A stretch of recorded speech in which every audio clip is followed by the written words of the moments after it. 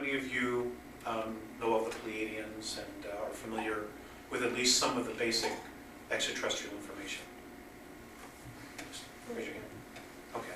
How many here for the very first time, first UFO lecture ever? Okay. Okay. The Andromedans represent a group called the Andromedan Council that is made up of 139 planetary systems.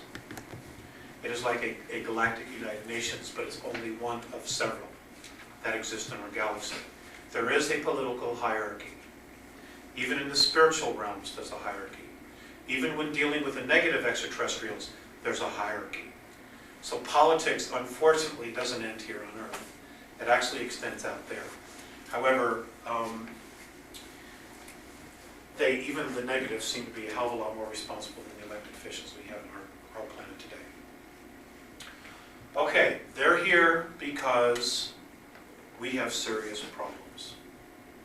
The planet itself has serious problems. According to the Andromedans, with the destruction of the ozone, with the near death of the oceans, as of right now, we have approximately 40 years worth of oxygen left in our atmosphere.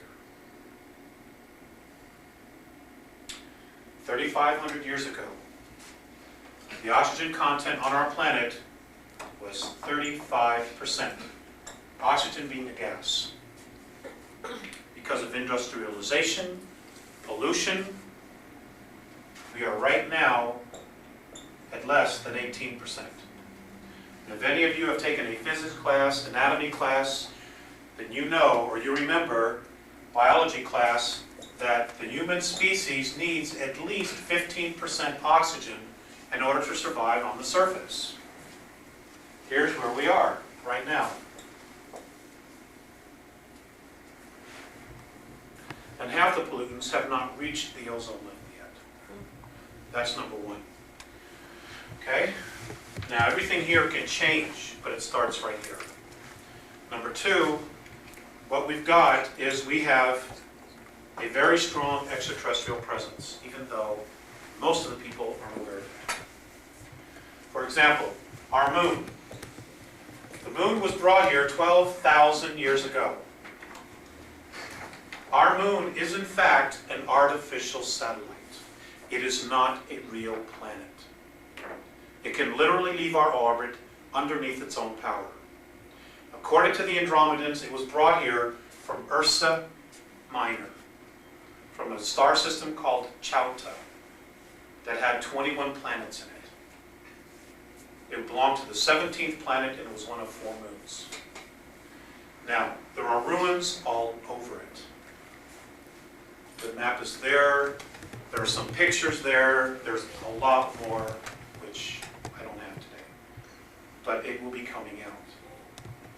This is why the Apollo astronauts stopped going back. It's because there was somebody already there and they were told not to go back.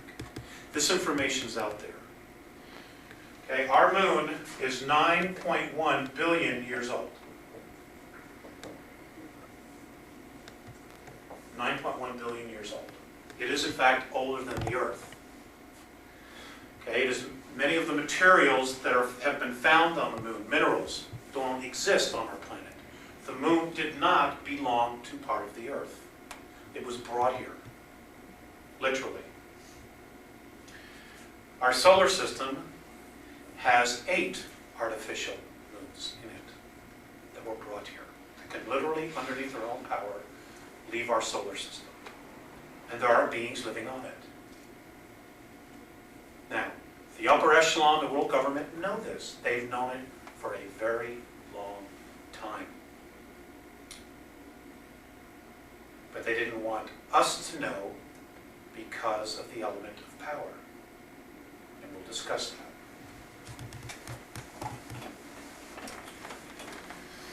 Now,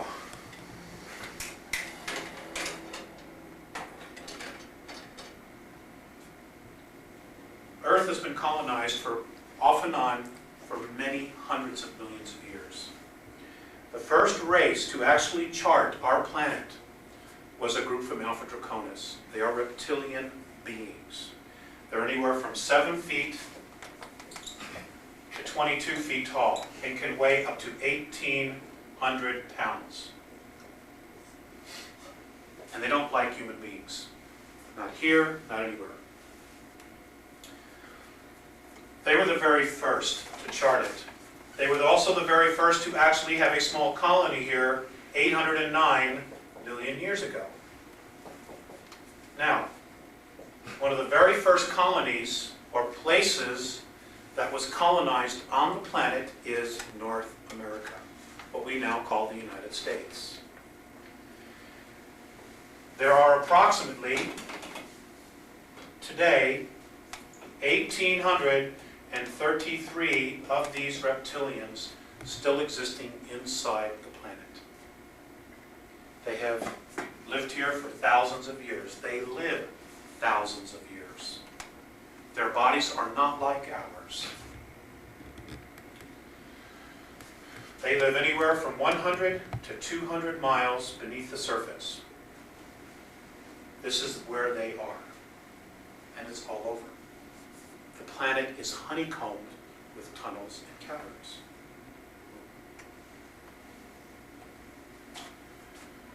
There are approximately 18,000 what we know as grays between here and our moon, from underneath the surface of the planet and the moon. Now, the grays. The grays originally came from Zeta Reticuli 2. I'm giving you the Andromedan perspective.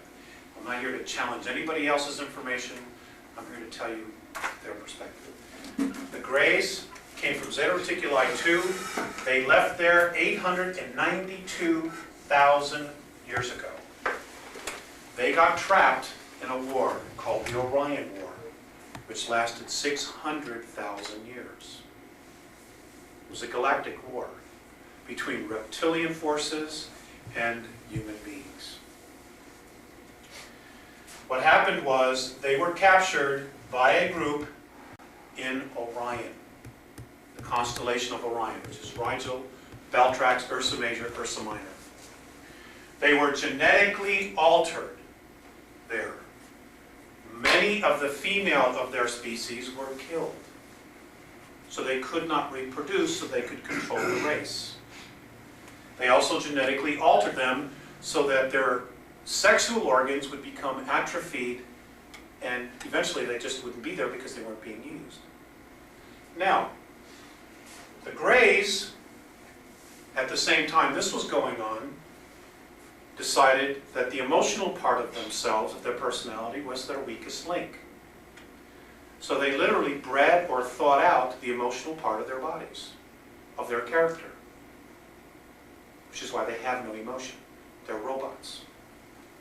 Today, there are approximately 2,100 actual grays, actual physical grays, that have a soul, that are part of the original race, the lineage of the original race, in our solar system.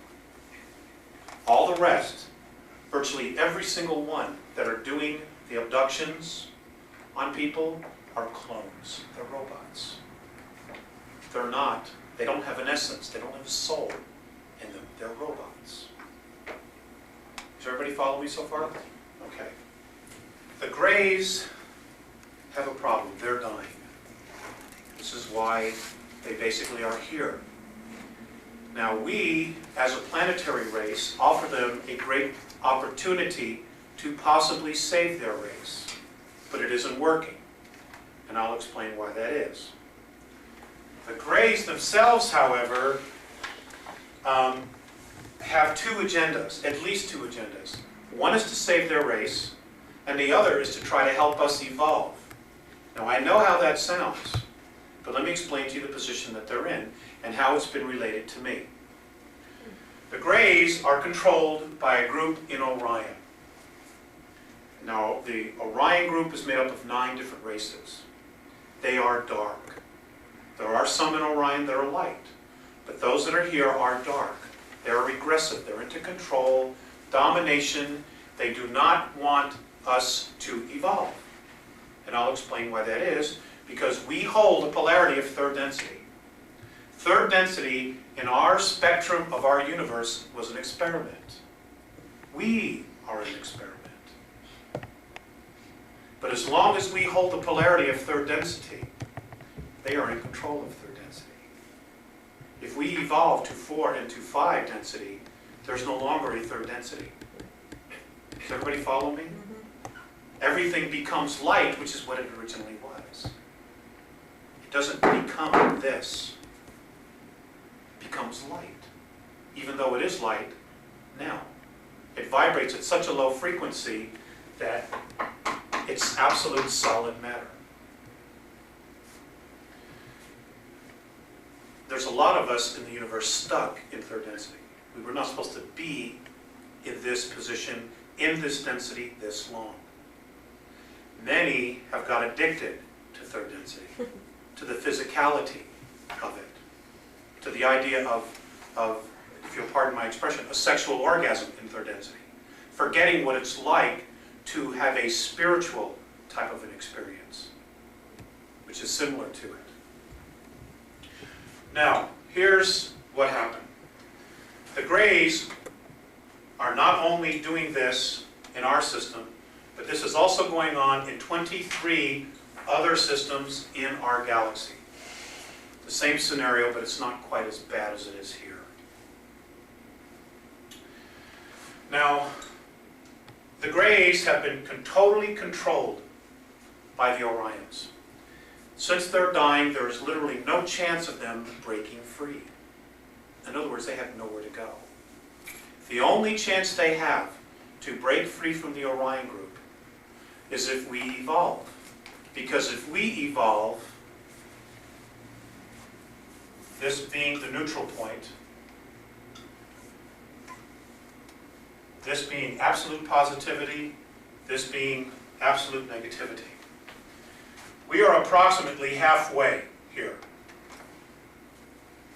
If we can evolve, it's not a question of just moving this way any longer.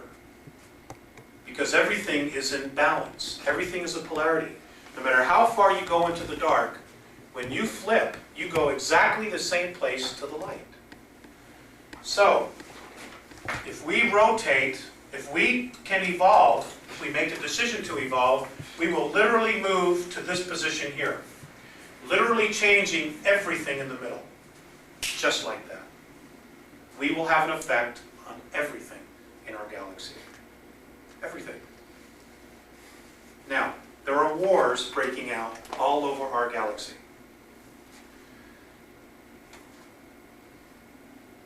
Apparently, the Andromedans, the Pleiadians, a group from Sirius A, Arcturians, and a group from Tau Ceti, did a study or some kind of a research project. And they decided the quickest way to resolve all of these conflicts was to change the vibration of our solar system. Because our solar system holds the polarity of war. And that doesn't mean we're at fault and we created those other things, because we didn't. But we hold the polarity. Does everybody follow that? Everybody's blank. If you don't understand, speak. I'm easy to talk to. Okay, we hold the polarity of war. We war with ourselves, we war with each other, we war with other countries. This doesn't exist on a lot of other planets. We're very unique in that way. Okay, I'm going to assume that you all understand.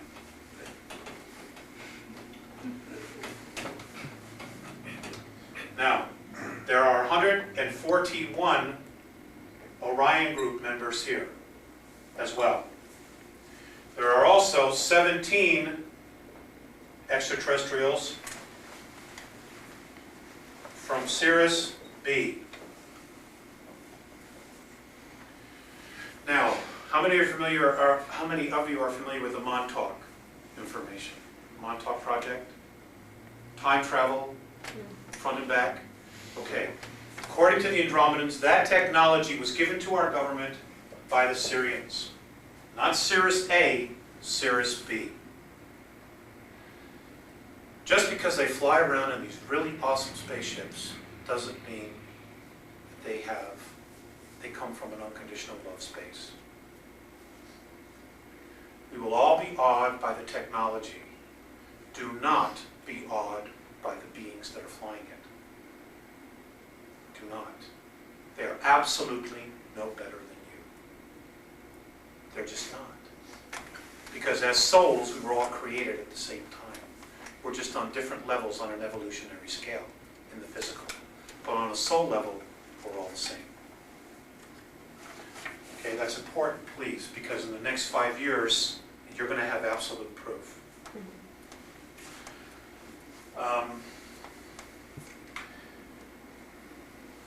Any questions so far? How does our government line up with each one of these groups? Excellent question. Okay. Our government, well, let me start with World War II. Actually, we'll start in the 1930s. The worldwide government. Okay, the world government.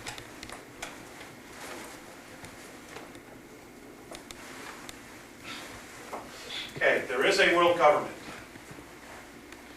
It controls all of our lives through the media, militarily, and of course, the big thing, money. Because they've got us all believing we have to have money to survive. Okay? And that's a belief system. You gotta have money to survive. It's a belief system. But we're all there. We're all in it. We're all participating in that belief system. Okay, you've got essentially the Draconians, I'll just put Drax for short, believe that this planet and this solar system belongs to them because they were the first to chart it. They also believe that because they were the first to chart our planet, that they own the planet and everything else on it, which right now is us. Underneath them is the Orions. They do the dirty work for the Drax. There is a hierarchy. Just like in any government, there's a hierarchy. Even the dark forces are organized in a hierarchy, in a hierarchical government. Underneath them are many different groups, but we'll deal specifically with the Greys because that's what we're dealing with. The Greys were the first to make contact with our government. Our government. However, the Greys in 1931 also made contact, before they made contact with our government, with the Germans, with the Nazis. But the Germans told them, go away. We're already in contact with extraterrestrials. And those extraterrestrials were the Giza intelligence. Does everybody know who they are? They were a renegade group of Pleiadians who believed in the Aryan philosophy, of which that's most of our lineage is. The white race, being superior to all the others. Okay, that's where that was born out of. Okay, extraterrestrial. That's where it came from. Everything we virtually know about ourselves, we've been taught. We copied the gods. The mythological gods, the gods of Egypt, the gods of Sumeria, the gods of Babylon, the gods of Atlantis. We just emulated them. We're great copiers. And we saw how they treated each other and how they treated us. And we've just emulated it and passed it on, legacy after legacy. We just continue to pass it on. And now we're at a point where we're either going to destroy ourselves or we're going to evolve. We've literally put ourselves right here in the corner. Literally, as a planetary race. Okay, now,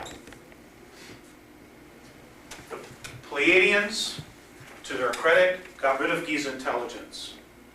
But they were not in a position to get rid of the Greys. And the reason they were not in a position to get rid of the Greys is because a group within our government signed a treaty. So the researchers who did this, who have come up with this information, are to be congratulated for the research that they've done. Okay? Much of this information I've been able to collaborate and say, yes, they've said, yes, it's true, or no, it's not, it's this information. Okay? And I help to fill in the gaps, but I don't have all the answers either. Now, Everybody follow me to this point? Okay. The Roswell crash did in fact occur. Wasn't the only one. There have been many all over North America and Canada. A lot of them you haven't heard anything about. Now, when World War II was over, many of those that were involved in the spy network, the intelligence network of Germany, including their scientists, were brought to the United States. Many went to Russia. Those that were brought here had information and had dealings with Giza intelligence. So they had a familiarity with the extraterrestrial phenomenon. Now first, there was the OSS. Then the OSS became the CIA. Then Truman created the NSA, the National Security Agency. How many of you don't know what that is? I'm not talking about the National Security Council, I'm talking about the National Security Agency.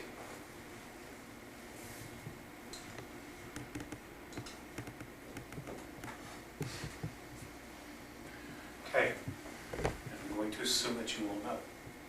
The NSA is exempt from all laws in the United States unless it is specifically mentioned in the law.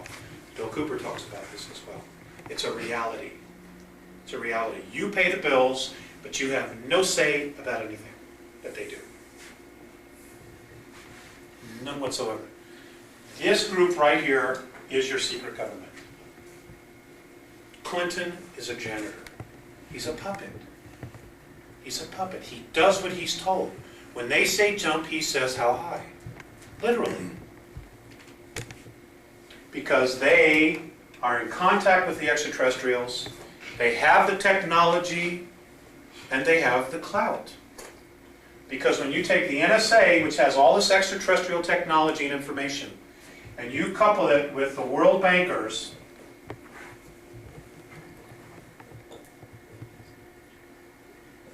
you got a tyranny. You got a tyranny. And that's basically where we're almost at. In fact, we've been living under it for some time. They just haven't been real blatant about it. All right, now, in the NSA, there are four top secret levels. There's the black monks. This group here is the priesthood.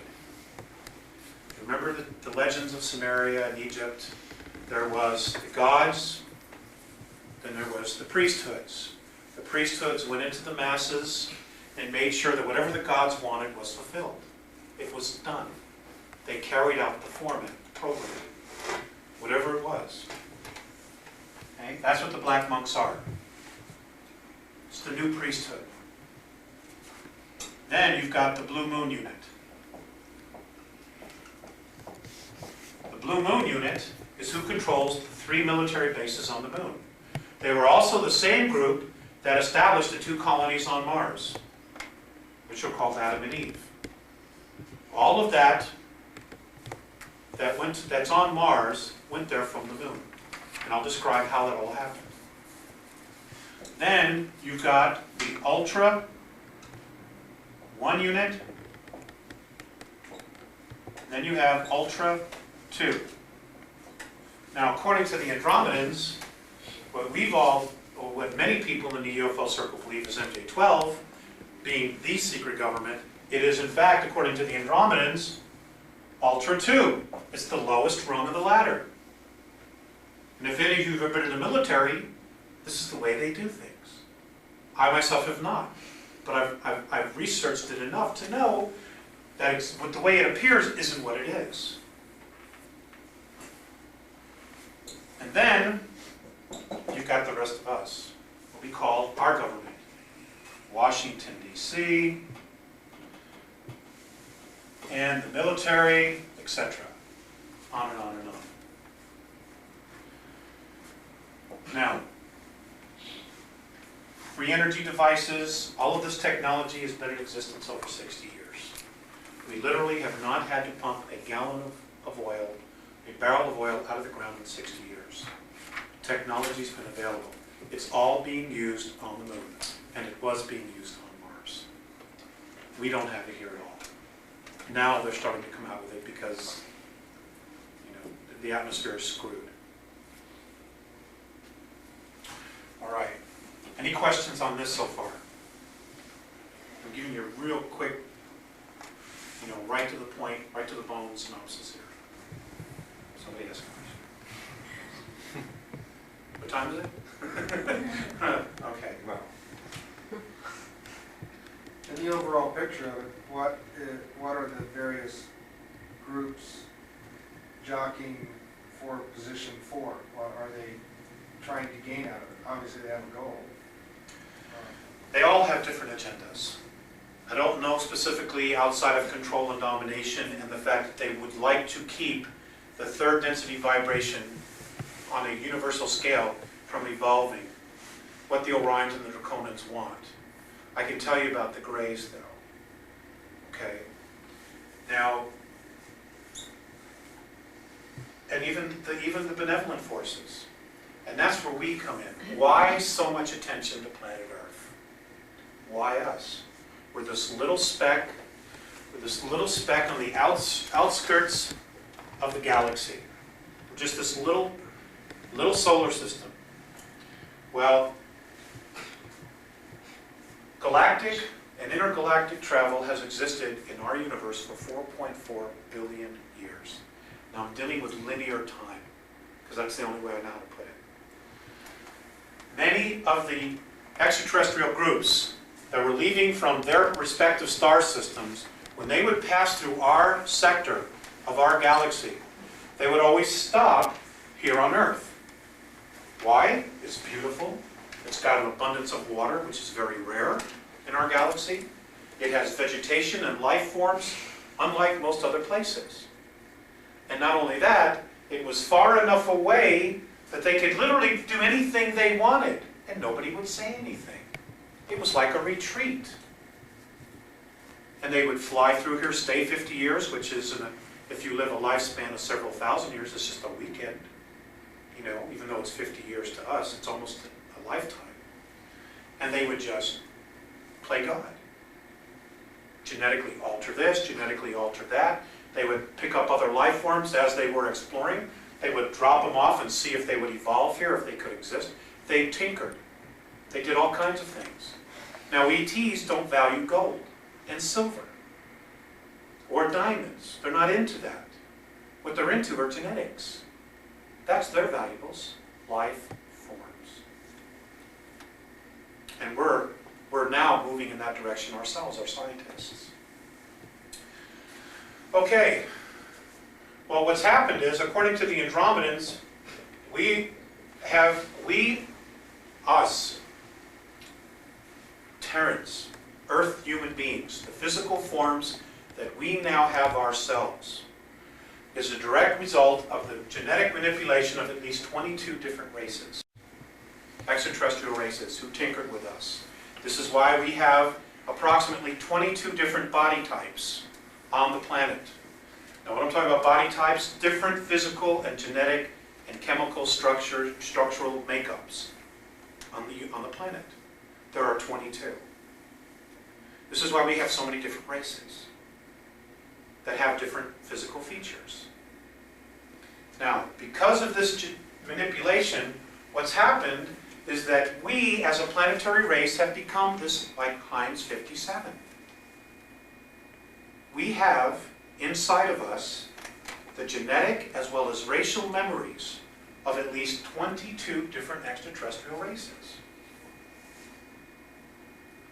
Which means that we can physically bond or give birth or create with almost any specific species out there, with exception of the Greys. Well, actually, to some degree, we can with the Greys, and the insectoid races. We can't mate with them. But we can with almost any other form, including reptilian. Just a few alterations in our DNA, and it's done.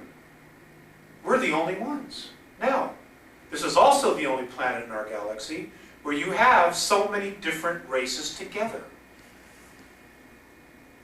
Now what's happened, and I'll give the example of Andromeda. The Andromedans are a human race, but they have been so pure, so clean in their DNA, in their genetic melding with the same race, that they are now starting to see signs of genetic breakup. In other words, the line is starting to show some genetic weakness. The Pleiadians will experience this in 1,000,000 years. They will start to see it. The Greys are already experiencing it. And there are other races as well, primarily human races, where this is happening, where the genetic material is starting to break down because of so much interbreeding within the same race, the same family. Follow me so far?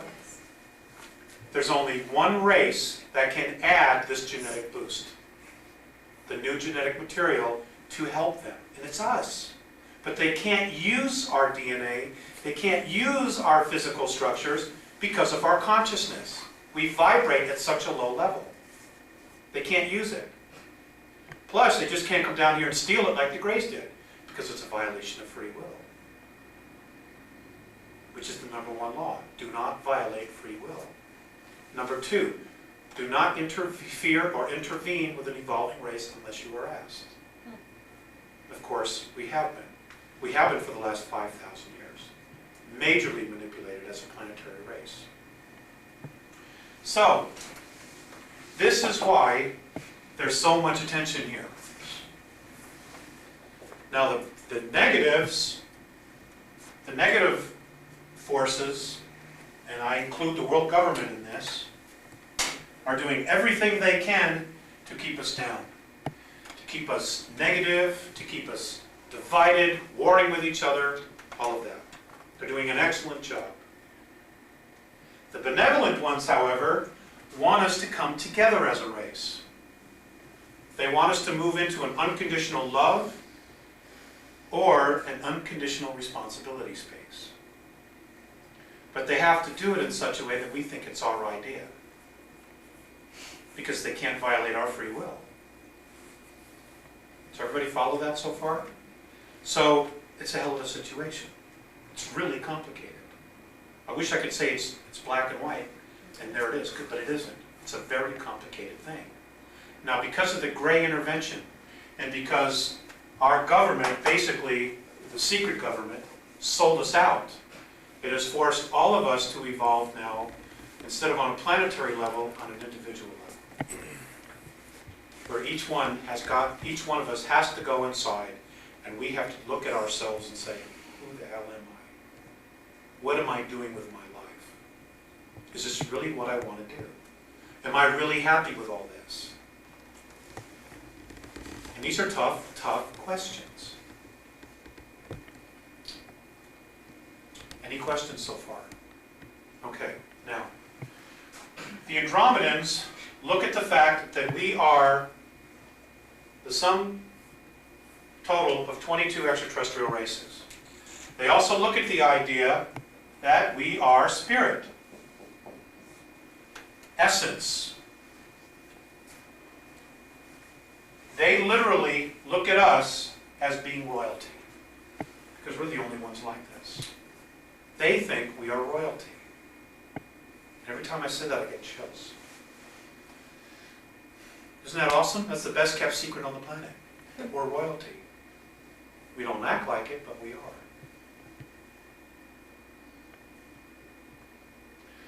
Now, how unique are we? Okay, we're royalty. We live on a planet that's dying, and yet our race continues to propagate. We continue to populate. They're like in awe. The Pleiadians can't come down here and live here. The Andromedans can't. The Draconians and the Reptilians can only live underground. They can't live on the surface because it's so polluted. And yet here we are, part of the same human family, and we just continue to move on. We're so strong. It's amazing.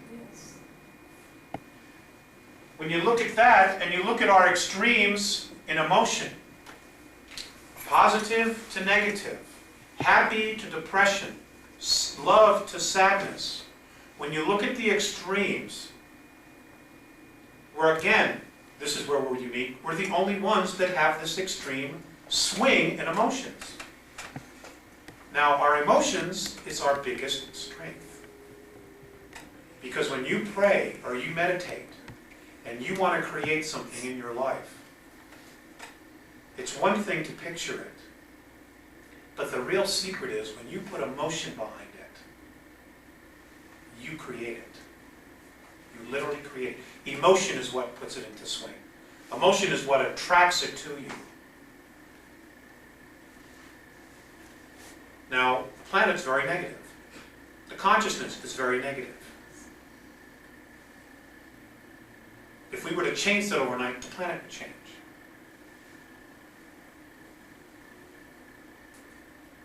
This is our strength, but we got to stop using it against each other. Because the bottom line is, all we have is each other. You know, your checking account, your American Express card is not going to get you to Mars. It's not going to get you on a mothership. You know, all we have is each other. Because we don't have another home. Ashtar is not coming to save you. It isn't going to happen. So don't pack your bags. Okay. Any questions? Yes? Is there concern as such that our destiny, one way or the other, in the end, wouldn't really be of much concern to them? Or is that just the opposite? They're very concerned about what would happen to humans? They're very concerned with what happened to us because we're unique. We are part of everything. Okay? We literally are connected to 22 different races. We literally we can offer them a genetic pool that they need, that they can't get anywhere else. There's also the fact that in the process, if we were to destroy ourselves, we would destroy the planet. There's also a possibility the planet itself could self-destruct. I mean, literally just blow itself apart because of the negativity. Now, let's look at that concept. Okay? This is the Earth. If the Earth explodes, what happens to the other planets in our solar system? Their rotations will change around the sun. Okay? Mars, Jupiter, Saturn, they will all start to move in because the gravitational pull is set up like a mechanism. If it's not there, they will literally change their orbit. Okay, our solar system could completely implode or implode maybe several 100 million miles. Now the slack has to be picked up someplace else. Now our solar system is gravitationally connected to the dog star, to Sirius A. Sirius A evolves around Alcyon. So the whole galaxy moves like a Swiss watch. And our galaxy is continuously moving throughout the universe. Well, if it implodes, if our solar system implodes, somewhere down the line, someplace, another solar system is going to have to move and adjust its course, its track, its rotation to fill in the slack. Does everybody follow that? And we will be responsible for not only destroying ourselves and our planet, but possibly killing billions and billions of other life forms we don't even know exist. And they're not about to let us do that without taking some kind of an action. But they truly believe that we can change this. Yes? Is it true that Planet X, that Zacharias Sitchin talks about, the 12th planet is coming into our solar system? And I've heard I've been to several UFO conferences and people have spoke about that. Is there a 12th planet? Yes, there is. In fact, there's a 13th as well, according to the Andromedans. There's one that's trailing behind that. Is that going to affect the Earth at all? A couple hundred years from now. Oh, I see. 250 years, I think, to be exact, or a little bit longer. You know, I wouldn't worry about it. I have a question. Yes. When you started out, you said to understand that within, I think you said the end of this year or the next year, there'll be dramatic changes. Can you kind of be more specific in those changes? Sure. Did everybody hear the question? Okay, about changes?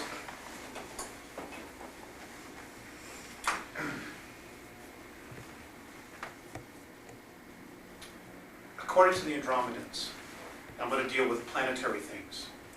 There is a possibility that sometime by the end of May, a part of Japan will sink. It will not be this May. It will not be an accident. It will be created by the world government, because the Japanese will not move into a world banking government, because in order to do that they have to sell out their people, and they're not going to do it. They've refused to so far to do it. You understand that? Okay. They've also said, and this was a year and a half ago, that by the end of this May, Bill Clinton will have to resign. He would not finish his presidency. They have not said anything to the effect to alter that. But the way things are looking, I don't think that that's going to happen by the end of May. Maybe September it'll happen, because of stuff that goes on, that went on in Arkansas, Nina, and all that. But that's a whole other situation. Is he not cooperating probably, or what? Who? Clinton? Yeah. No, it involves, well, Looks like a willing slave. I don't know exactly what that end of it is, but I know that the lawsuit that's probably going to bring him down involves the guy who wrote the book Compromised. Terry Reid, I think his name is. And in fact, this lawsuit literally reopens the Iran-Contra affair, because they have film footage, video footage apparently, of Bill Clinton and Oliver North standing next to an airplane as they're unloading cocaine. And also in this book, it makes reference to the fact that the IRS has been able to track anywhere between $30 to $50 million to the Cayman Islands, to a bank account in the Cayman Islands that belongs to Bill and Hillary. Anyway, there's a lot, but I don't want to get focused on that. Right. There's a lot. He makes George Bush look like a Boy Scout, which is very hard to do. Okay, as far as our country, some of the things that they have said that are going to occur absolutely by 1996 is expected change in the currency. They've already said it. This October of this year, which is our government's fiscal year, 1995, $2.3 trillion of our national debt is due and payable. We don't have it. It's real simple. We don't have it. The reason we don't have it is because we don't print our own currency. And every year we have to borrow more money to run the government. Does everybody follow that? Okay. This is why the dollar's dropping. It's change. It's time for change. And it's a good thing, because any corrupt system does eventually collapse on itself.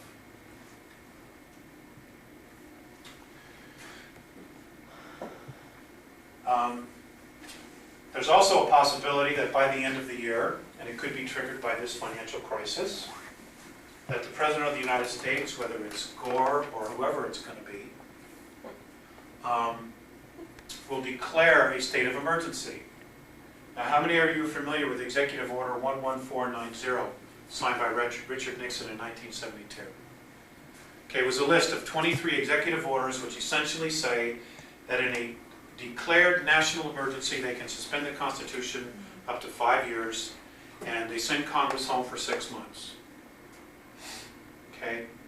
The scary thing is it doesn't necessarily state in the law, the executive order, what the national emergency has to be. All he has to do is declare it. And they've also divided, now Jimmy Carter took that executive order, and that in turn in turn, when he signed that, he gave all regulatory power under these executive orders to FEMA, the Federal Emergency Management Act. FEMA then created a program, which is now law, which was signed by George Bush, separating the United States into 10 federal regions. So the plan possibly is to suspend the Constitution and then to split the states up into federal regions so that we can all come back together, and the United States of America as we know it will cease to exist, unless the people rebel and take it back. We have plans for that too. Yes. Yes, I think they've grossly underestimated the people. Now, in 1992, Bill Clinton signed another executive order recognizing the UN Charter as the law of the land. Technically, we no longer have the Constitution as the abiding law of the land. In 1992, it became the United Nations Charter, which is why the United Nations is sending our troops and dictating where our military troops go. It's because of this action. So there's a lot going on. And all of this is being manipulated by the extraterrestrials. They want to take control. They want to implant everyone. Because if they implant you, it's a sign of ownership. It's a stamp of ownership. The implant is. The other races don't have implants. You know, the government's trying to feed people the fact that we have to blend with the grays in order to move into a higher dimension, to evolve. I've even heard this in UFO circles. It's absolutely ludicrous. All the other human races are doing it without becoming part of an alien race, a plant. Now, are there any more questions on this before I change the subject? Yes, sir. Planet Earth there, when was that brought into existence now? Planet Earth? Yeah. Planet Earth Why?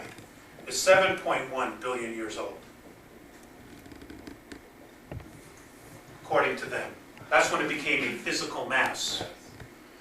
Okay? It actually started, I don't know, about 640 billion years ago with a gas, starting to form as gas in particles. And it took this amount of time before it became physical mass. Was this designed this way, or just happened random, or? It happened randomly, but a lot of the genetic life forms, plant life, sea life, human life, primate life, a lot of that was brought here. It was also brought to Mars. Apparently Mars and Earth were almost identical 70 million years ago.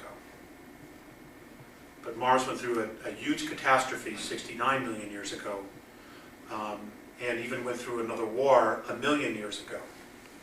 The ruins on Mars and all that, some of them are 65, 70, 80, 100 million years old. The space and all that is at least 1 million years old. Now, according to the Andromedans, the face belongs to a group of Orions. That complex was built by Orions. The pyramids were built by Orions. Now, I understand that there's all kinds of coding and geometrics that go with the pyramids, but according to the Andromedans, and this is something they've done in the past, and many other races do, when they find a planet that they want to inhabit it or colonize, and its wobble is so irregular that they can't build anything on it because they don't know 1,000 years to the next whether or not it's going to be destroyed, what they will do to balance the rotation, the orbit of the planet, is put weights on it, like we do with our car tire. These weights are the pyramids. They put them at strategic locations to balance the rotation. This is why the Great Pyramid of Giza is located exactly dead center of all the Earth mass on the planet. It's a weight.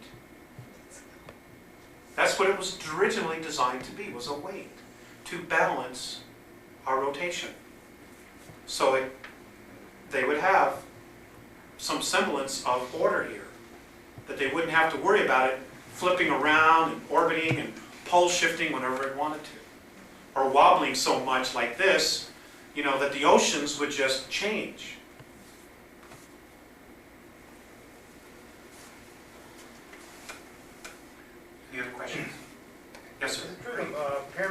Earth are located in the same part of the hemisphere as the pyramids on Mars? Yes. Yes, it is. But there are more pyramids on the Earth than there are on Mars. There are a lot in the ocean. You know, Central America. Right. We have a lot. Of course, it's, you know, almost 1.5 times the landmass as well. Plus, we have water, which in itself is an incredible amount of weight. I think we have 1.2 trillion miles, square miles of water on the planet, which is phenomenal. You know, absolutely phenomenal. It's 2/3 of the Earth, and less than 1% is drinkable. Another question. Somebody else? Yes, sir. Can you give us some of your background and how you came into all this information, et cetera, et cetera? Yes. I guess it's time for that. My contact started when I was 8 years old. I was on a family picnic in Woodstock, Michigan, which is in the upper northern peninsula. I did not remember the contact until I was at the age of 14. I knew, and my parents knew, that something had happened and the other folks. We went out to play hide and go seek, and the grass was very tall. It was in August. It was like the 2nd or 3rd week of August, just before we all went back to school. And I went to lay down in the tall grass and just to hide, okay? Because we had one of our little cousins. She was a female. You know, we made her red, so she had to go around and find us. And I remember picking up the chestnuts and throwing them because they were chestnuts. And I made a place for me to lay down. Well, I fell asleep. When I woke up, it was night. It was close to 9 o'clock. Now in August, you know, the sun sets late. So I got up and I walked back. I'm approximately 250, maybe 300 yards from the picnic area. There was a police car there, there was a dog in the back, or state police, I think it was, state trooper, because the guy had the big round hat with the funny thing on the top. When I got back, at first they were all glad to see me, and then my mother walloped me. She gave me a spanking. Where have you been? And I said, well, I was over there. No, you weren't. We were all looking for you. So I took them back with flashlights to where I was, and sure enough, there was my imprint in the grass, and they swore up and down that they had been all through there, and I wasn't there. It wasn't until age 14 that I realized what had happened. And I was asleep. We were living in Elk Grove Village, Illinois. And I was asleep, and I woke up, and I'm lying on a table, flat on my back, and I'm looking up at this light. And there's a very tall, big guy standing next to me, and a short, tiny one. The tiny one had white skin, bald head, looked sort of oriental, but he wasn't, just very old. And the other guy, the big tall one, was light blue skinned, no hair, but built like a Greek god, like this. I had instantaneous recognition of those two guys, two men. The tall one is Morine. He's 2,300 years old in our time. He's from Andromeda. The short one was Theseus. Now they don't use names like we use names, but those are names that they gave me so that I could call them to accommodate me. That's how I relate to them. They use symbols. Theseus is 4,300 years old. Actually, he's over there, but that's his approximate age. They're incredible. They're absolutely incredible. They're human beings just like us. They evolved, they were part of the Lyran lineage of the human race. And Lyra itself was destroyed in a war. And everybody just scattered and migrated out to survive. And according to them, and this is probably a good time, I want to add this before I forget, they say, the Andromedans, based on stories that the ancient Draconians have recorded, that the human race was created by another race called the Patal. They have no idea where the Patals are. The human lineage, we have no recording of this, but the Draconians have legends of this because the Draconians then were warring against the Patal. And the Patal was constantly trying to protect this small band, and based on the description, it's the human race. But nobody knows how many millions or billions of years ago that was.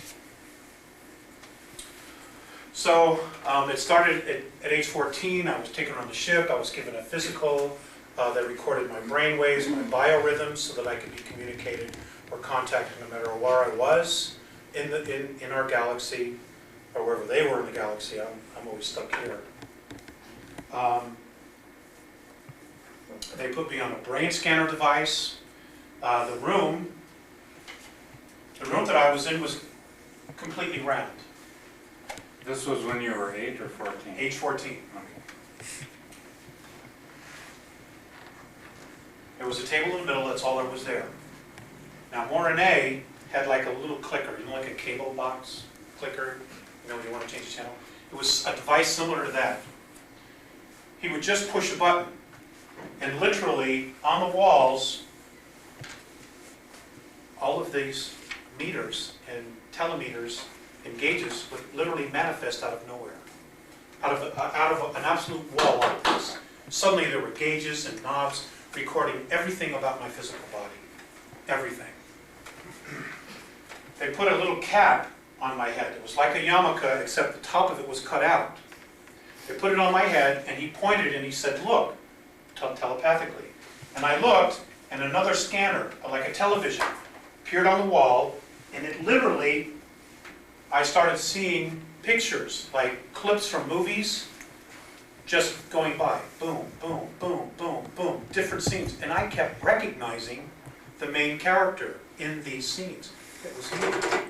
It was my entire reincarnational history on the earth, flashing before me. Not the whole life, but scenes of it, of who I was. When this was done, they gave me a little cup, and it was like water. And he said, "Drink it." So I drank it, and they turned around and they watched. On a meter here, they could see it go all the way down. It looked like water, tasted like water, but on the monitor it was blue. And you could see it go all the way down into my organs. And every time I go on board, they give me a physical. And it's because of the environment we live in. Now, when this was done, I got up off the table. All the monitors literally disappeared again. Now there's nothing there but wall. They start to walk this way. I get up off the table, I'm standing there. The stage turns around and says, you know, like this. He says, "Follow." So I started to walk with them. I turn around, the table is gone. Now it's not there. So I said, "How did you do that?" And Morane said, "We manipulated third density so you could have a place to lay." And that's when they started to explain to me that everything is a holograph. The universe, you, me, everything is a holographic projection. And what they do is they use extensively holographic technology. And they can literally create anything in third density, because all it is an idea and vibration. And they literally can create it. How come they can't create a race of beings like us with the genetics that we have that they want to preserve so badly? Because the spirit factor, you can't create spirit. That only comes from one source. That's God. That's the gift. You can create a physical form, but you cannot recreate spirit.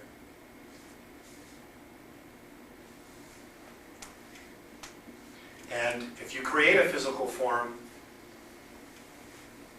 unless it's divinely ordained, you can't put a spirit into it. This is the problem the Greys have. They have created their hybrids, but they can't get a soul to incarnate in it. It's just flesh. That's all it is. And they have to artificially keep it alive, because there's no soul in it.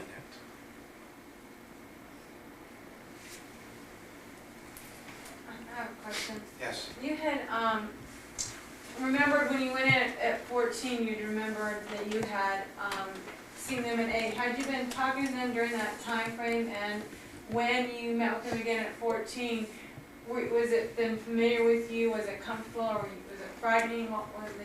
I had absolutely no fear whatsoever. And no, I didn't talk to them. I So just you- basically from 8 forgot to it. 40, right, and then I at did- 14 right. they... From I guess 14 they on- recontacted you again I at had that point? I had 3 contacts during the age of 14. So On the if last I'm one- 14, there's nothing, then at Right. 14. On the last one, I was told about certain events that would occur in my life and not to feel forsaken. I had one more contact at 16, but I was asleep. I was never awakened for it, and it was just a physical examination. Now at 16, I was living in Pound Ridge, New York, which is upstate. It's near Stamford, Connecticut, Greenwich, Connecticut, in that area, but still in New York State. Near Bedford, Mount Kisco, if anybody knows that area.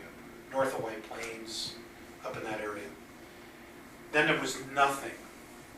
Now I have total memory of these 3 contacts and what I saw and everything. There was nothing until 1985. I had a tax practice in Beverly Hills, and I moved to a 700-acre horse ranch in Malibu, in the Malibu Mountains, Santa Monica Mountains. And in 1985 it started. I started having the dreams. I had a lot of occurrences. I had a meditation with a roommate up at our house in Malibu. And it was in 1985, 1986, it was that time where we had 3 huge rainstorms that came in just days apart from each other, and half of Malibu was washed out. That happens every time it rains. But anyway, we had this meditation, and 22 people showed up. And we were inside meditating. It was great. We were there for about an hour, hour and a half, and then we decided to take a break. Well, 2 brothers went outside, James and I can't remember the other brother's name. They went outside to have a cigarette, because we didn't allow smoking in the house. So they went outside. Suddenly James runs back in the house, screaming, "Oh my God, you gotta see this, you gotta see this." So we all start going outside. Now it's mud, because it's a ranch. And you look up, and up in the sky, there was a complete circle of open space. And inside the circle were 11 stars, like this. I got 22 witnesses to this. Okay? There were 11 stars. So we all start to hold hands. And we start to meditate now outside. Well, as we formed the circle, the stars started to change. And what they did was they moved and they formed a straight line. Just like this. Now there are people there that started to cry, grown men. One guy was, "Oh my God, this is my first sighting. 17 years I've been into this. This is the first time I'm seeing a UFO. And there are these stars moving all over the sky in this one clear space of sky." Well, they suddenly started to spread apart like this and form the circle again. Okay?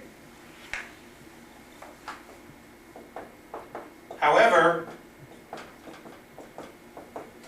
one in the middle stayed. One stayed in the middle. Now, directly across from me, there was a gentleman by the name of Bill Jones. He lives in Canoga Park, California. William Jones. He was an Army photographer. He was in Laos. Worked with intelligence during Vietnam. He opened his mouth, and before he could even finish saying what his thought was, the one in the middle started to move. He said, "Why don't we ask the one in the middle to do a figure 8? Well, before he could even finish his sentence, the one in the middle did a lazy figure 8. Now, almost everybody was crying. And just as quick as this was open, it just went, and it ended, just like that.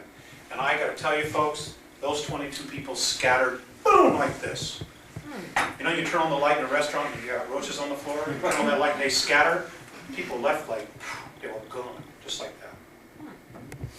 It was intense. It was really, really intense. And that's when the contact started. A few nights later, I woke up. I had this incredible desire to go hiking. And if you know that area at all, Santa Monica Mountains, you can hike anywhere. There's not a lot of homes. And I grabbed the dog. It's 2 o'clock in the morning. It was a full moon. And I went to this area off a Mulholland Highway. Walked on the trail, had my flashlight in case I needed it, my pack with water, and the dogs. And we come around this bend, and there's Visayas standing in the pathway. And that's when the contact started all over again. And they've been consistent since then. They've even been physical, either physical or telepathic. As far as physicals, I've had over 187 physical contacts. The last 2 months, I've had 4, and they've all been telepathic. Do you know if anybody else in that group has had contacts and so on? I don't know. I don't know. I know that Visayas and Mornay are talking to 4 people on Earth. There's one in North America, which I assume is me. There's one in South America. There's one in Asia and one in Europe. And they're just one group that's contacting the Earth. The Pleiadians are, the Sirians are, Arcturians are, a group from Tau Ceti is. There are other groups that are contacting different people. Yes, sir. You read a lot of articles about these aliens in the White House, you know. I mean, like the rag magazines?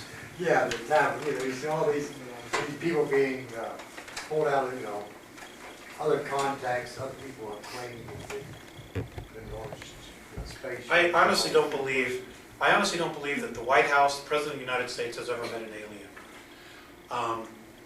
A live alien. I think Richard Nixon, well, George Bush, obviously, because of his having been director of the CIA. But I think Richard Nixon was really, other than George Bush, the only real president that knew anything. I think Reagan knew a tiny bit. But you got to understand that most of that alien information is classified, my understanding is Q6 or above. The president is a Q5. He can't even go to Area 51. His security clearance isn't high enough for the president to go to Area 51 in Nevada.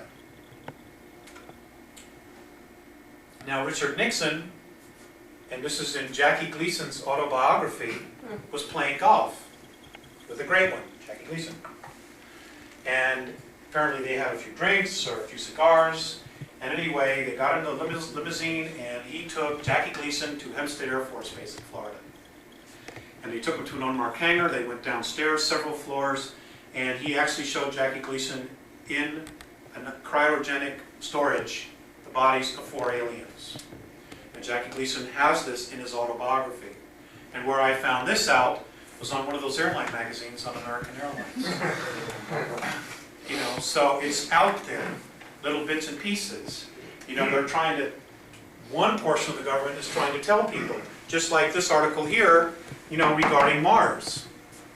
You know, we're told for years that it's 95% carbon dioxide, tiny bit of oxygen, can't live there, very hostile, all this stuff.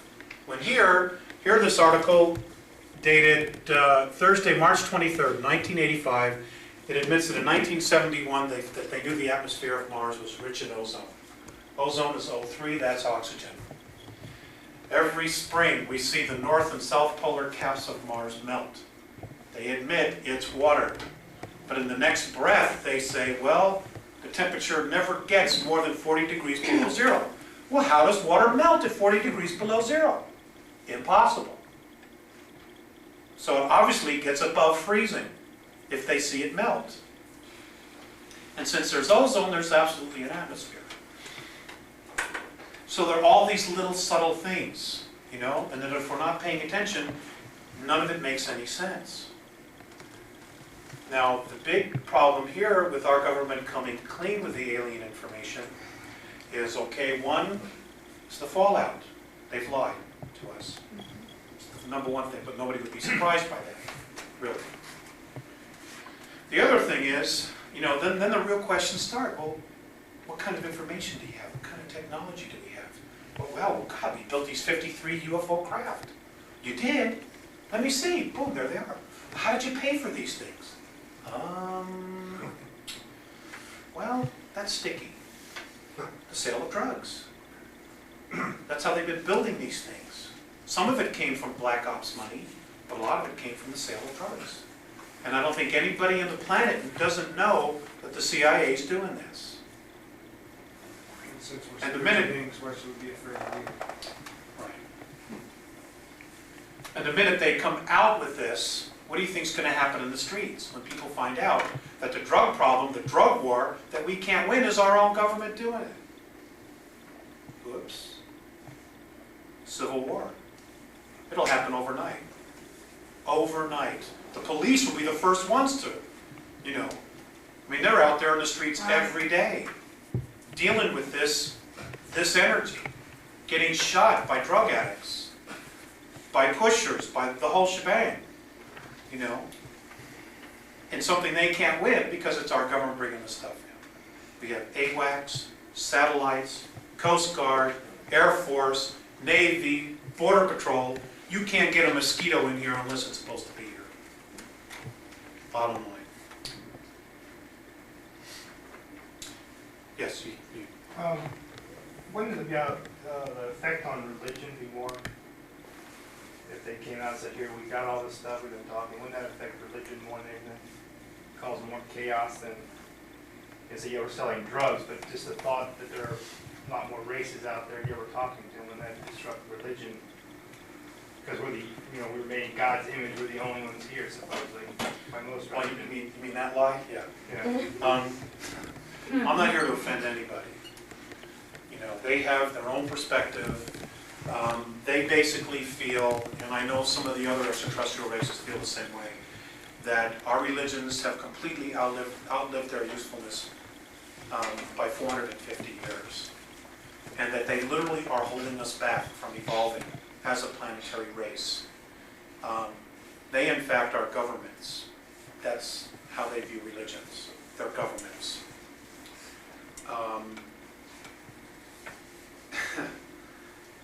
Their opinion is that Moses is a composite character. That there was a soul by the name of Moab and another one by the name of Zoroastrius, or Zoroastris.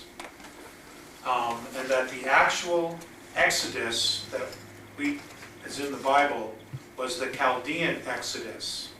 It wasn't the Jewish Exodus out of Egypt.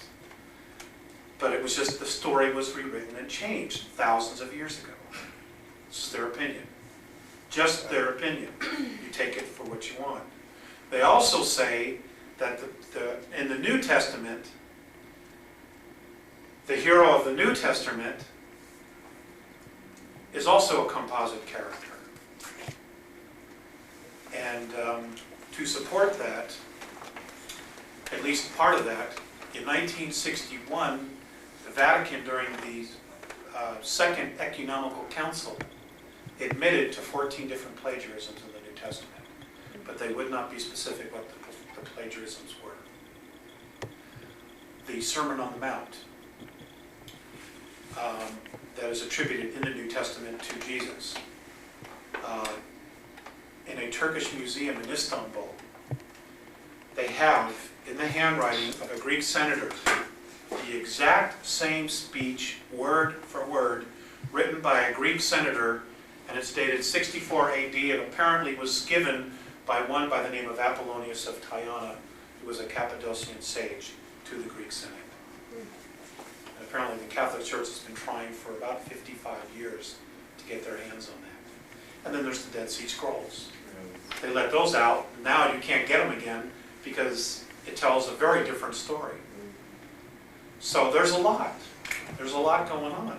The bottom line is, though, that we should all try to be Christ-like. And there absolutely, positively is a God. Even the negative ones say that. But they call it a mind. But that tells you where they're at. You know, but there is a God. Something created all of this. Yes, sir? That's what I was going to ask you. All these planets and all, do they have a creator, a one individual that are claiming, or is it, how do they come into existence? Okay, that's a great question. Can be answered. The Andromedans call God the Isness. They, just like us, just like the Pleiadians, everybody is trying to figure out exactly what God is. Nobody knows, other than the fact that he, she, it exists. According to the Andromedans, if we had to put a gender to it, it would be female. Because God is literally the manifestation of creation. And they say in their teachings that the thought, the idea, is the masculine, and the actual birthing of it is the feminine. So, here's what they say is happening, or what they said how our universe came to be. Apparently, every single one of us, including the matter, almost all the matter that is in our now present universe, came from someplace else. Apparently it came from another universe. And here's what's happened. And this is how they taught me. Apparently what's happened is based on time and space. Some other universe, the frequency started to evolve. It sped up and everything started to evolve, except for those things that chose not to evolve. And it is, in fact, a decision. What happened was, as the frequency got higher, those things that were in negativity or fear became very heavy in weight, in frequency. It's like this. Okay, fifth density is in this same room, but we can't see it because it oscillates at a higher frequency. But we all know about third density. What happened was, those things that were third density and other vibrations formed sacs in time and space. And as these frequencies continued to get higher and higher, these got heavier and heavier. Now, since God never wastes anything, especially things that are spirit, what happened was, at some point, they broke out of the time-space sac that they were in and literally exploded. Now, in the Andromedan perspective, consciousness is not your thoughts. It's the space in which you are that you create to evolve in. That's what consciousness is in their teachings. So literally, these energies, these things that were in these sacs, literally created a space for them to explode into so they can continue to evolve. It's like you take a water balloon, you fill it with water, you take a pin and you pop it, boom, it explodes, all the water comes out. Right? This is exactly the same procedure. Everything that's matter came out of the black holes.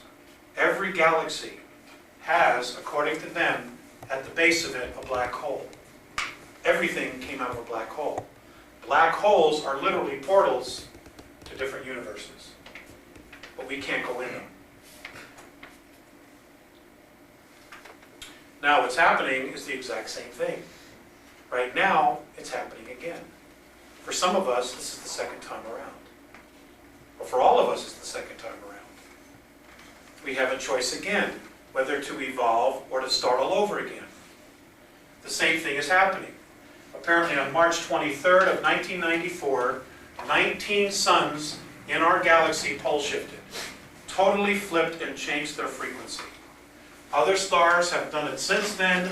In fact, they have said that our sun would actually be doing it as well between now and 2011. Would also be a pole shift and changing its frequency.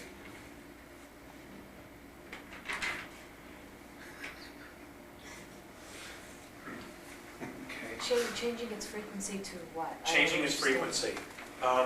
Becoming lighter, more bright. Oh, okay. Now, apparently what happened on March 23rd is simultaneously, as this pole shift occurred, emanating from all the black holes in our universe, a color and sound frequency started emanating. It's the first time anything has ever been recorded coming out of a black hole. Now the Hubble telescope took a picture of something coming out of the black hole, one black hole in Vega, the system of Vega, doing twice the speed of light, which they thought was impossible, that anything could go twice the speed of light. Well, here's something literally coming out of the black hole. They said it was gas. That's what they contributed to. Anyway, what happened is, it is apparently a 12th density, a new one. Now, according to the Andromedans, our present universe has 11 creational densities in it. These beings here had reached their plateau. This new 12th density is now connecting all the lower densities all the way down to us and is literally pulling them up from the bootstraps. It is literally saying it's time to evolve, and it's pulling everybody up. Those that want to evolve.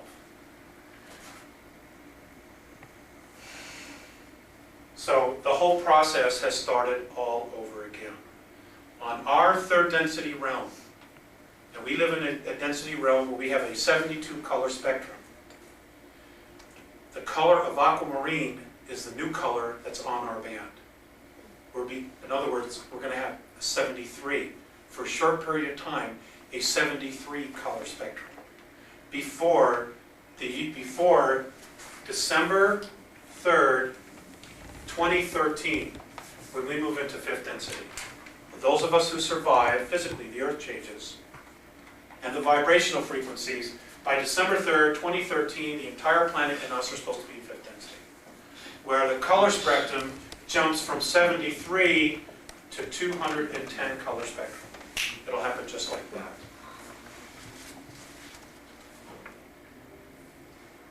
The black holes, I thought that was more of a vacuum, like, that would crush. If something went in, it would crush it. You're saying something came out. That's exactly right. It must have come out of, but you say faster than it could. Well, you're talking about God here.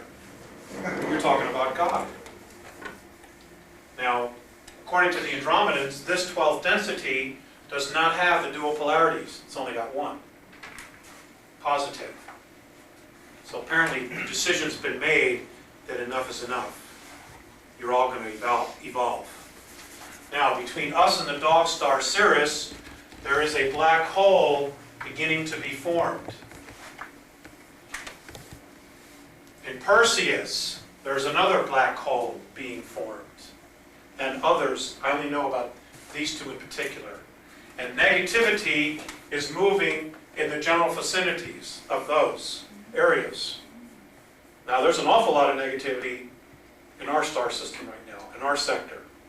There's civil war going on in Perseus right now, all over that star system. And apparently what's happening is exactly what happened before. This is why the astronomers are looking at stars, and they're older than based on our technology, which is infinitesimal, but they're looking at stars that are older than the known galaxy or the known universe. It's because all this stuff, including us, came from someplace else. We are literally ageless. We are literally eternal. We really are. You know, this is just, it's a suit. It's all it is. You're saying when death comes in, you go to a different plane, a higher plane, or? You go to another frequency. Frequency, okay. You go to another frequency. Now, a lot of people say fourth density. Let me try to clear up something for you here. So I hope I can.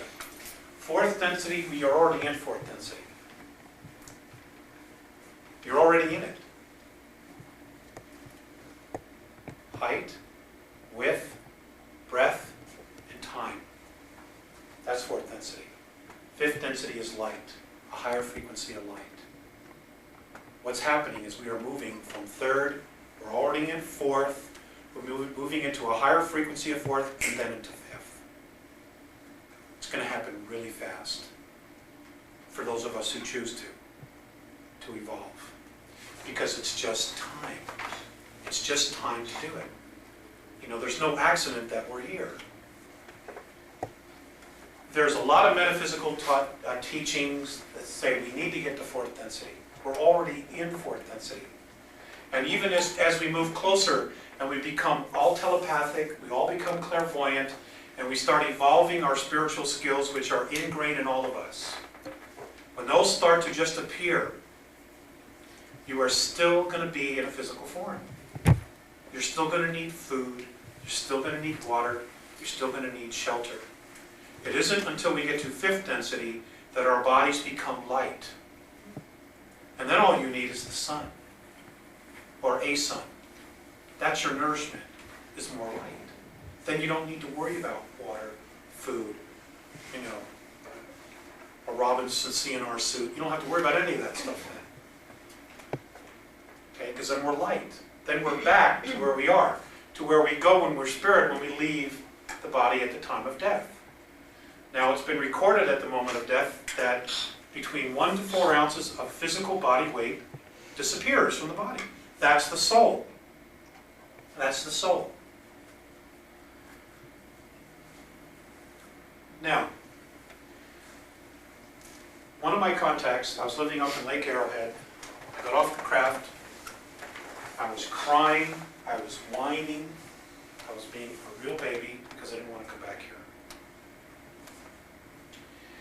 And I'm off the ramp, and I'm walking in through the woods towards the car, and Visayas is standing at the doorway, and he telepathically says to me, Alex, turn around.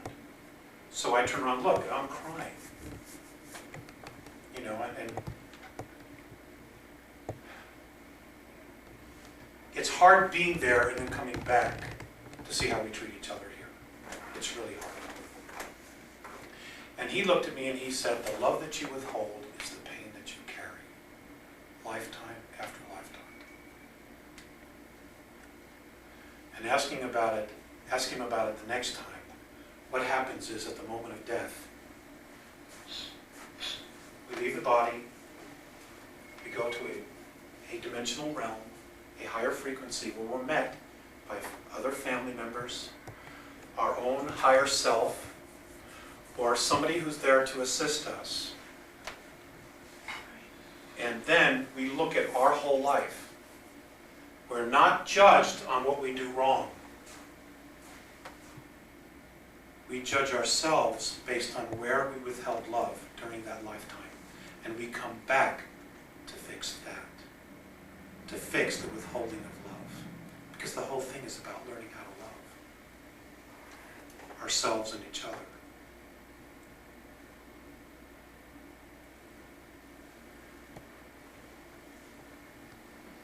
So, as far as this being judged, purgatory and hell, it's crap, folks. It's total BS. That's not reality. That's propaganda. That's church propaganda. You know, we were talking today. Today's Easter Sunday. You notice how Easter changes? The date changes. Sometimes it happens, you know, on different dates. Well, you know, didn't Jesus get crucified on one particular day? Why is it that they keep changing the date? You know? I asked a priest about that once.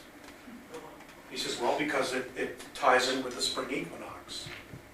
I said, so what you're saying is that the holiday is celebrated for the benefit of man and not for God.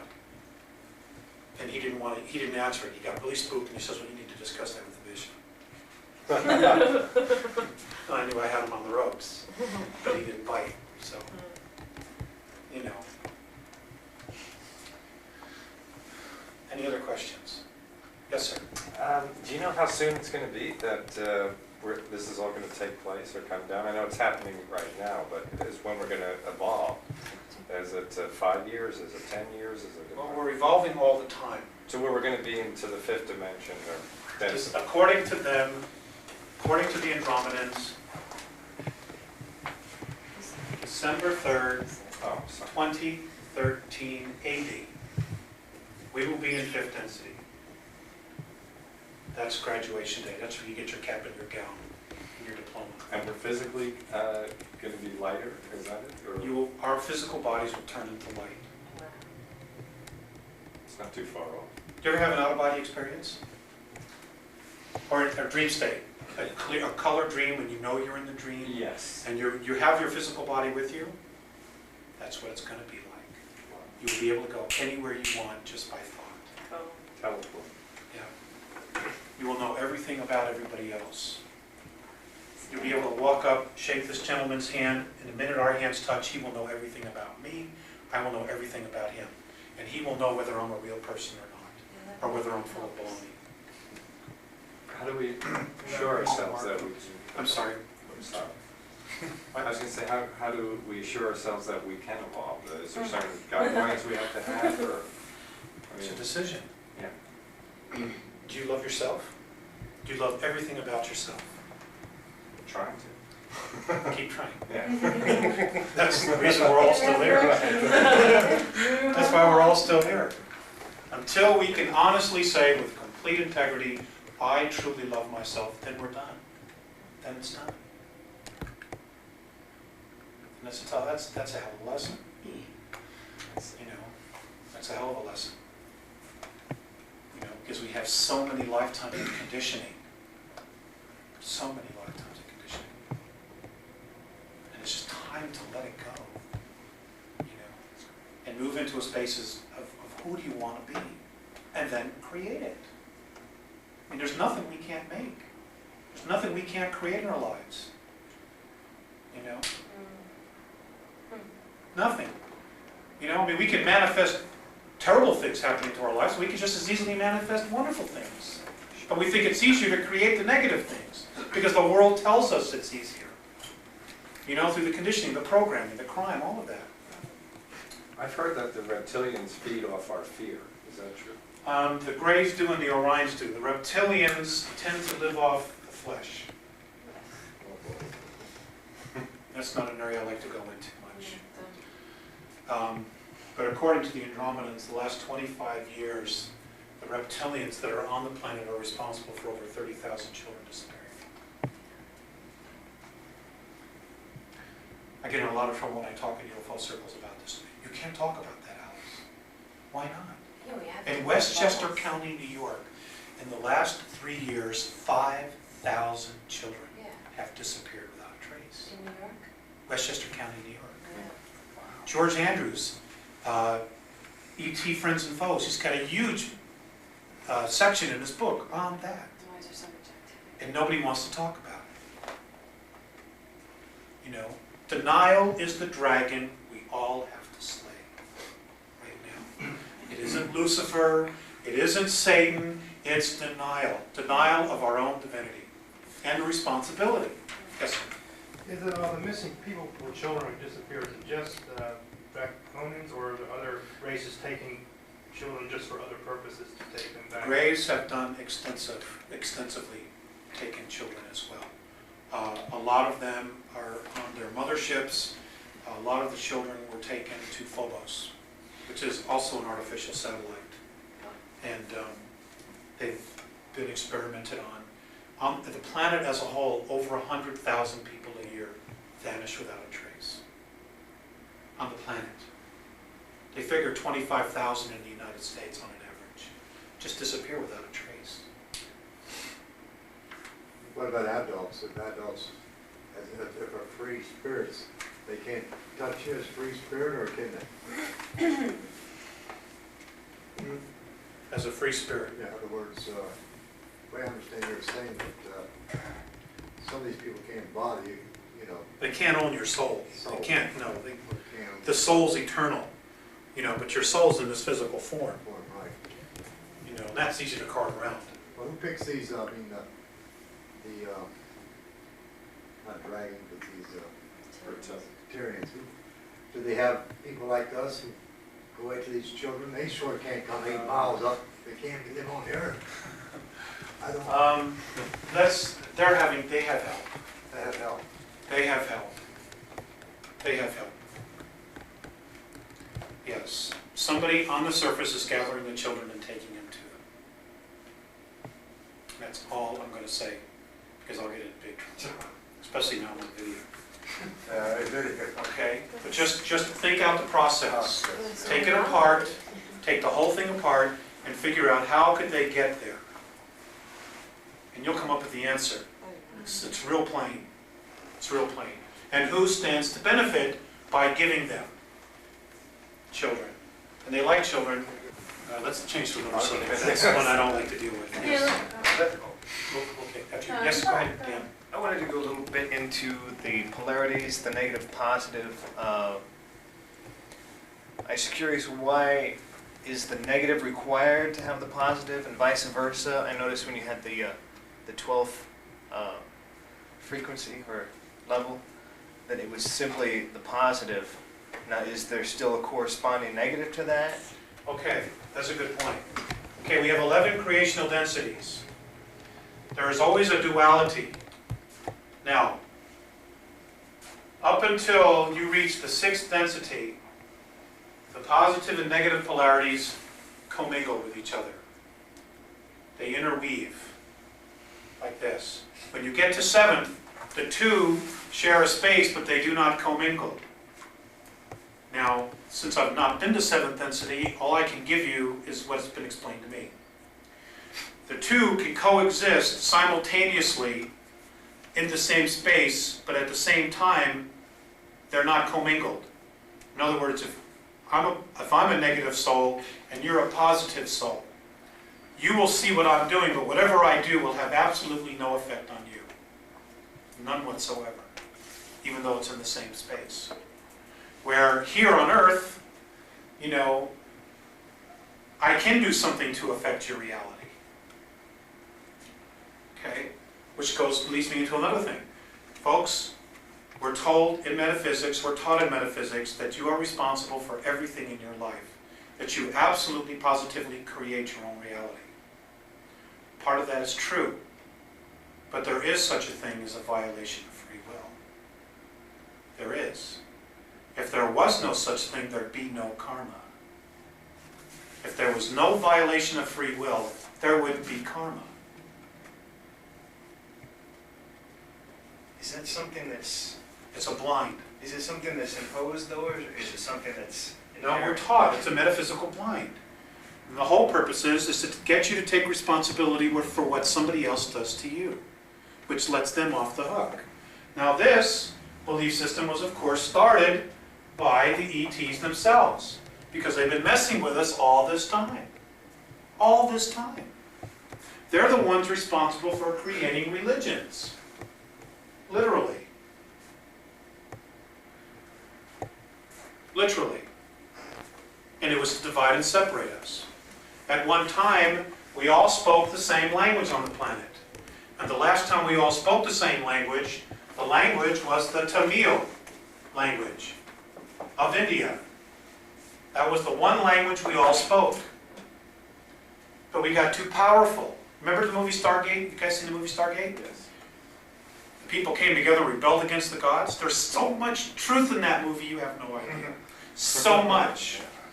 Well, this is what happened. So they split us up. And all the languages that we have on the planet now are derivative of extraterrestrial languages. They taught us languages they already knew, as opposed to just creating up words. So all of our languages are extraterrestrial, virtually all of them. The original root languages are ET. They're alien languages.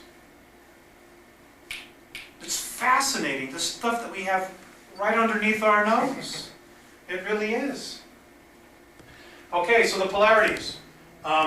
This new 12th density apparently just has one.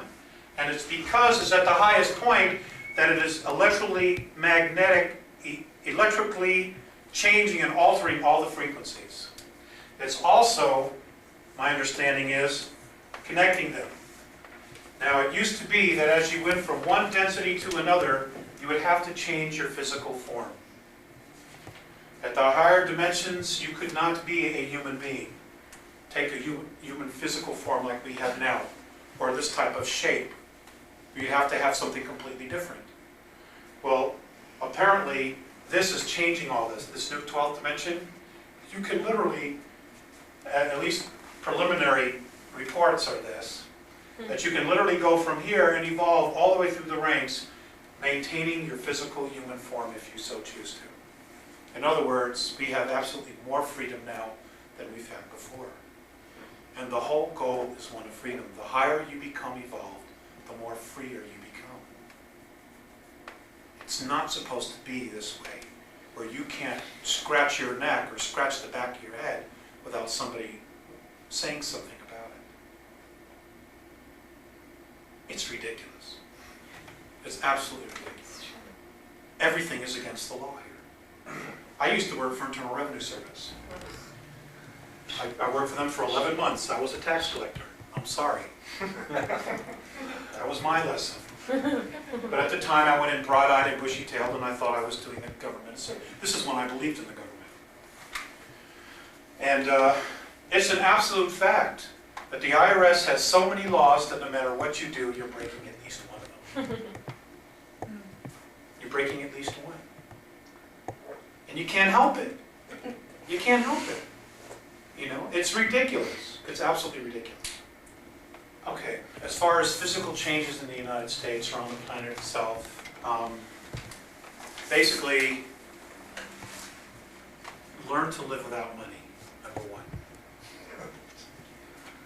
Which means we're going to be going back to like the 1850s, 1860s, 1870s, when communities came together and everybody worked together for the benefit of the whole. In other words, you know what your neighbors are doing and they know what you're doing. You know, the doors are open, nobody has to lock them, you all band together. Growing food, things like that. As far as the government, go out on a limb here. Actually, it's not a limb, I just don't like to talk about this. Expect some kind of civil war in the United States to last for at least 8 months. It's going to happen. Now, Sue, what is your Between now and opinion? between now and 1998. Expect the UN troops in major cities to go door to door trying to collect weapons. Expect it. And expect the militias to be the first to become more and more prevalent, and expect the Vietnam veterans to be the very first to stand up and say, that's it, and take the stand first. Then it'll be the militias, then it'll be the local police forces. And then maybe some National Guard troops. Most of our active military troops are being sent out of the United States. When you say They're stand being up and say, replaced by UN troops. when you say stand up and say that's it, you mean that's it, no more, or that's it? Yeah, they take a stand. Right. They take a stand and say, you're not Got it. controlling us, this is way out of line, yeah. The Andromedans support a one world government, but they do not support the one world government based on greed, corruption, and professional politicians, which is what we have now. You know, their opinion is that if we were truly to form a one world government for the benefit of all people, it would be based on our Constitution and the Bill of Rights. And in fact, they're trying to shred those. The UN Charter is, well, it's a corporation. And we become resources, a natural resource of that corporation. And that's all you are, is a natural resource. You have, there's absolutely no recognition of the divinity that you are. None whatsoever. You're a number. What is the best state, one state to be in when all this happens? Actually, the best place to be would be out of the United States. True. But we're going to stick it out. Why do you say out of the United States? Because the United States is the most corrupt nation in the world. And this is not easy for me to say this. Right, well. I love the United States. I have a 13-star flag hanging up in my wall at home. If you're in the United States, you're going to be affected by the Civil War. You're going to be affected by martial law. Martial law in the United States is not going to be in Mexico, Brazil, Argentina, or Peru, or Chile. It's going to be in the United States. Do you follow me? Sure, absolutely. Okay. So that's But we're going to be states. here. We're not going to bail. We'll just have it. Sure. You know, we've had it. We've been rebels. Television has inoculated us to be warriors. You know, and you know, on an intellectual, on a mental level, there are a lot of sheep on an intellectual level in the United States. But if they were to come in and build a fence and try to imprison people inside a city, physically, blatantly, very few people would actually go for that here in the States. Very few. And the only way they can make this one world government work, is to do this. They can't keep us free. They can't allow us to be free. There's just no way. Plus, karmically, we're responsible for a lot of the stuff because we invited the Greys down here in the first place. But the Greys, their agenda is completely different. They want to enslave the world. They want to violate your free will. And that is a no-no. Now, if you give them your power, if you give it to them and say, okay, sure, fine, just make me safe. Just guarantee that I'll have a home, and I can raise my kids, and I'll give you all the power you want. Then you deserve what you get. And there will be some who do that. And they deserve neither freedom or anything else, if you give away your rights. And that's my opinion.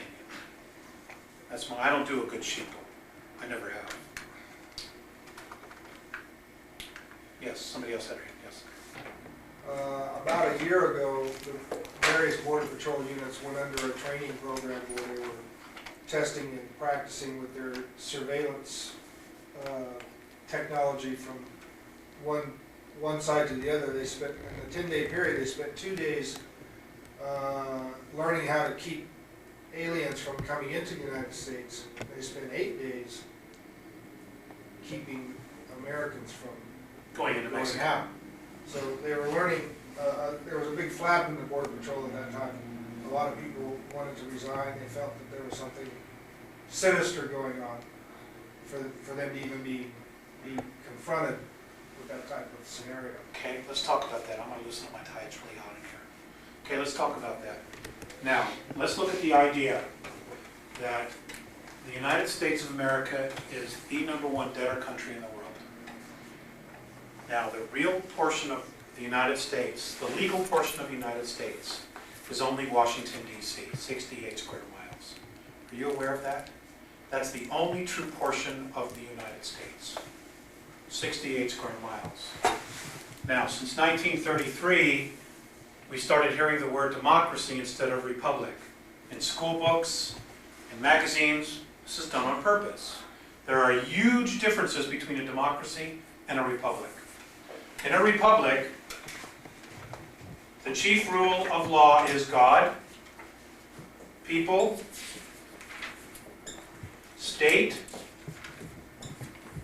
and then federal. Okay, this is a republic. To the republic for which it stands. Whoops, that's supposed to be a P. Now, in a democracy, it's absolutely the opposite. It's federal, state, it's people, God bless you, and then God.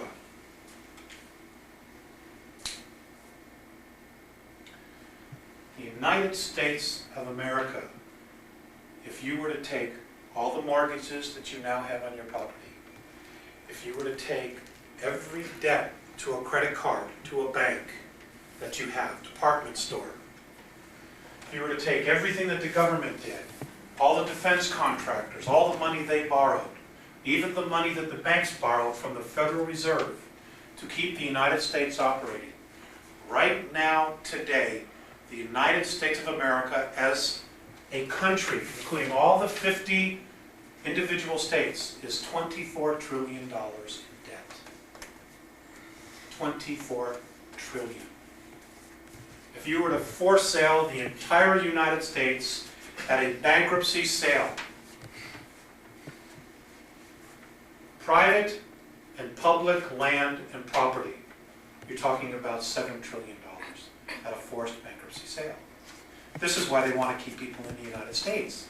Because we, as a natural resource, have been pledged to a group of men as bankers as a natural resource.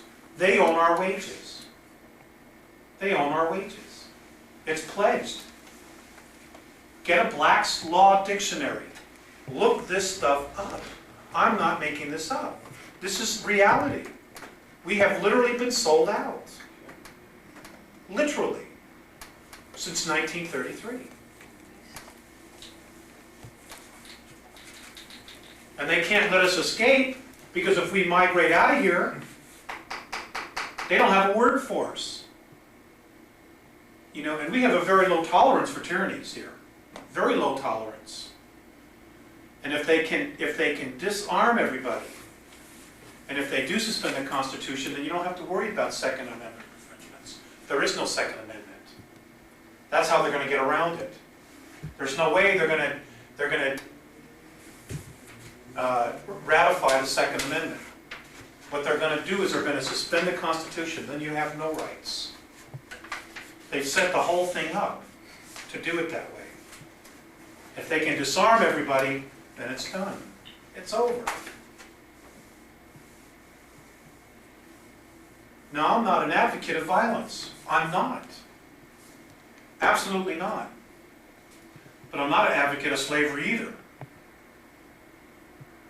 You know, I believe that if you go to work and you work 40, 50 hours, you deserve to take home what you owe, what you've earned, and raise your family. I'm not opposed to giving the government a little piece to run the nation. But this is ridiculous. What they've done is absolutely ridiculous. Right. Absolutely ridiculous. You know, we're loaning 15, 16, 18 billion dollars to Russia. We don't have it. We're in debt ourselves. $2 trillion. We're loaning them 14 billion. And you know how they guaranteed the 14 billion to the Russians? They pledged our wages. So if the Russians don't pay, and they're notorious for not paying, we end up paying it. Did they ask you if they could do it? Did you get a chance to vote on it? No, some imbecile in Washington cut a deal that you, your kids, and your grandchildren got to pay for. It isn't right. It just isn't right. Thomas Jefferson, it's almost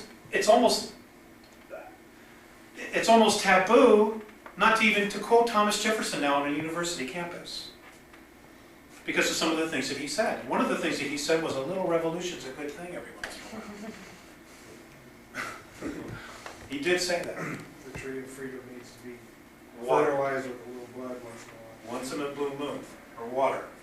But actually it doesn't need to be. You know, there doesn't need to be bloodshed. You know, we don't need to struggle with this. Basically what needs to happen is that all the states just have to make a decision, and the people of the states have got to get on their state representatives.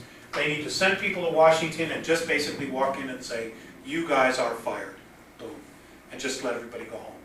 You're fired.